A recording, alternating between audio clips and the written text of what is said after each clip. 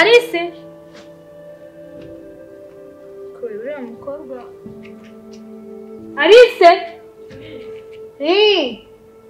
vishwa hano se nyine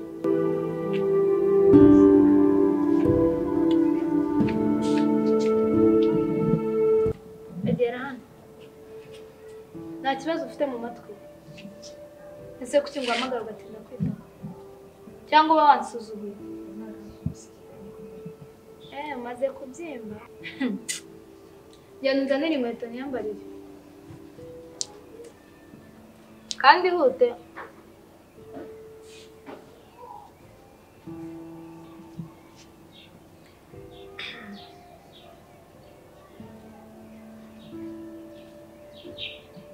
izo nkweto zisa gutyo nizo nzanira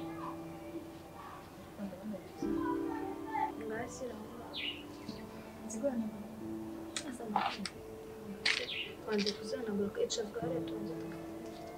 ntiwicare hano wicara hano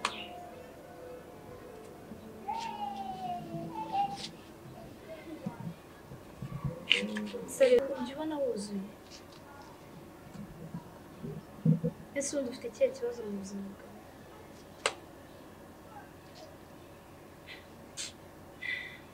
muri make uba wansuzuguye ngo wakoze iki hano se hari akazi kenshi kaba uri kwihutishwa n'iki hari imodoka uba wateze igiye kugusiga ese ubundi ukamubaza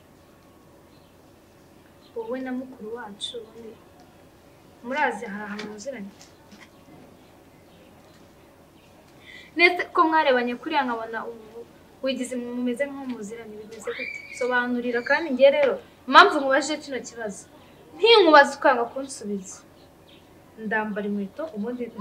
ngenda nyine ahantu ngiye uri kumva ndavayo utarabitekerezaho utaransubiza dore ubu ngubu yagiye mu kazi aza hano rimwe na rimwe uri kunyumva neza impamo y'Imana nzakuzingisha utaye ku buryo na musaza wanjye kuri akugira impuhwe akakugarura hano ntabwo nzemera ariko hagarika nta hantu tuziranye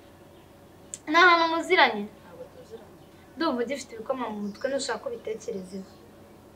we se ko yambwiye ko muziranye ari ibyo bintu uri guhisha ngiye nkubwiza ukuri uri kunyumva neza njye ntabwo nkunda abakobwa bigira gutyo babona n'ikibintu kaba kari gupanga si ubundi ko tutari abakire cyane ko ubundi dushaka iki hano niho wabonye heza bacumbika none ubundi ushaka ikirano icumbi se icumbi ni ugutura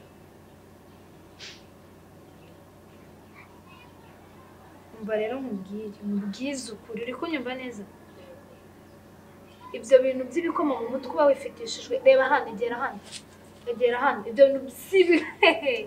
ari reka nkubwire ngiye ntabwo nzi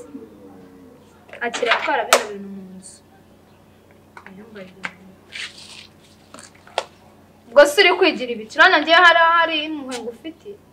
ntabwo ndi nyoka ihutishwa ese uri ibyo wihutishwa kiraziza ngo njyane gucumbika se ni ugutura ngiye ahantu ngiye ndahava uri kunyumva neza utarabitekerezaho urabimbwira ibyo wihaye sha